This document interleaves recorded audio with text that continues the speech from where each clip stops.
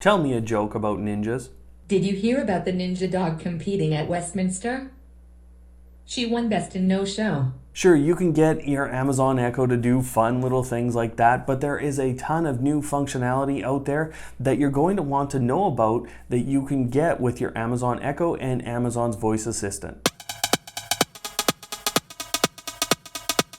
Hello Automators, thanks for tuning in again. You might think that Amazon was going to be a little more quiet during Google's I/O Developer Conference, but instead they were actually more active than I've seen them in a little while, and so I have a number of new updates for you that you're going to want. After Google I/O, it looked like Amazon's voice assistant might be left out in the dark as it relates to controlling Nest products. Now, what we're finding from Google and from Amazon is that they are now working together to make sure that your Echo devices, be it an Echo Dot or an Echo Show, whatever you have, will still be able to control Nest devices. With that situation though, you're going to want to stay tuned because honestly, that situation is going to be a little bit fluid, and I could still see a few casualties and maybe even new compatibility or new features come out of this integration or this work between Google and Amazon. With smart home devices like the Nest in the fold already,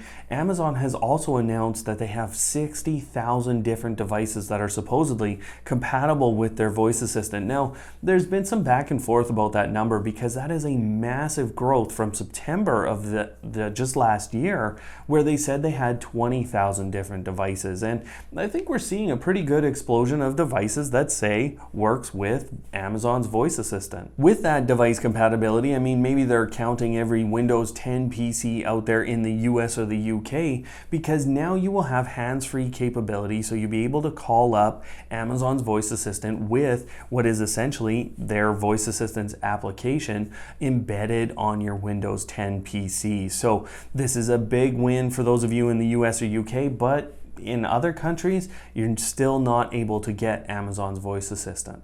Who's going to win the Stanley Cup? The Tampa Bay Lightning were the team to win it, but they had a major meltdown. My prediction? After many years of circling the cup, the San Jose Sharks will have a fantastic finish. Now, I tend to agree with her on that one. One of the newest devices coming out from Logitech is called the Harmony Express, and it's a $250 US voice assistant enabled remote with what is essentially a Logitech Harmony Hub capability as well. Now, right now, not a lot of people are buying this device because it is $250 US, and I think it's kind of priced itself a little bit out of the market, but this is a bit of a dark horse for me because it essentially combines the capabilities of a Fire Stick TV with that remote, that Amazon voice assistant remote, with the capabilities of a Logitech Harmony Hub of controlling some of your older home theater equipment, so you're not needing to go out and update any of that equipment. A big thing for those of you who are using Apple HomeKit to control any of your products at home, the Ring Spotlight Cam and the Video Doorbell Pro are both HomeKit compatible now, so you will find the ability to update them and then get them working with HomeKit. One of the most important things that has to come before you're going to start seeing lots of skills developed in your country or your language is the SDK, or the developer's kit. And Amazon has been focusing on Spanish in the US and Brazilian Portuguese. So you're seeing actually, or you can right now, go get both of those developer kits and develop skills now in both of those languages and in that country of Brazil. Release the Kraken. Okay, so maybe that's not a kraken. It sounded more like a cat to me, but anyways, one of the big things that people had been waiting for was Apple Music, and now if you're in Australia or New Zealand, you're able to control Apple Music, so that continues to expand out, and it's not just available on Echo devices, your Sonos devices with a Amazon voice assistant on board, so the Sonos One and Beam, and your Fire TV sticks. Probably the new most important feature is the Alexa Guard capability, and this means on a $50 or less Echo Dot, you can actually get home security at another whole level. Now, you can enable this in the US right now, and if you're not in the US, if you just go to your devices page, you should see the ability to get notifications from Amazon when it becomes available in your area. I've already gone ahead and signed up for that, but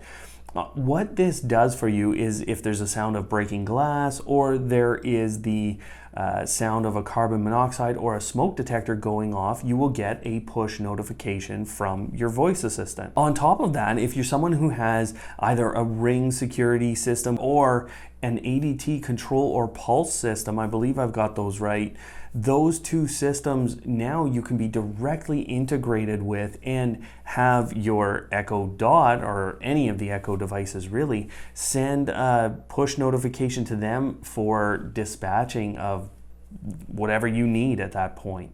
Beatbox. Kick it.